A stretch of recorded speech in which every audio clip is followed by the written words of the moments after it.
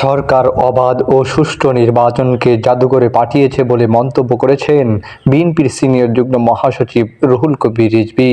বৃহস্পতিবার দুপুরে কাফরুল থানা বিএনপির উদ্যোগে সাবেক প্রেসিডেন্ট জিয়াউর রহমানের ৪৩তম শাহাদাত বার্ষিকী উপলক্ষে খাবার বিতরণ কর্মসূচিতে তিনি এ মন্তব্য করেন।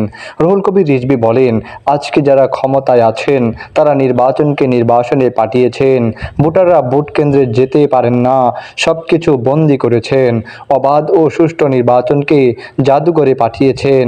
এই দম বন্ধ করার মতন পরিস্থিতিতে আমরা বসবাস করছি। এই পরিস্থিতি থেকে পরিত্রাণের জন্য জিয়াউর রহমানের আদর্শ ও সততা ধারণ করে কাজ করতে পারলে বাংলাদেশের স্বাধীনতা ভালোভাবে ফিরে পাব। রিজভী বলেন, এই জাতি কখনো জাতির অবসরণীয় নেতা জিয়াউর রহমানকে ভুলে যাবে না। জিয়াউর রহমান না থাকলে আমরা গণতন্ত্র ও মত প্রকাশের স্বাধীনতাকে পেতাম না। শহীদ জিয়াউর রহমান বাকশাল বন্ধ না করলে বাকশাল যেভাবে কায়েম করা হয়েছিল ওই বাকশাল অব্যাহত রাখা হতো।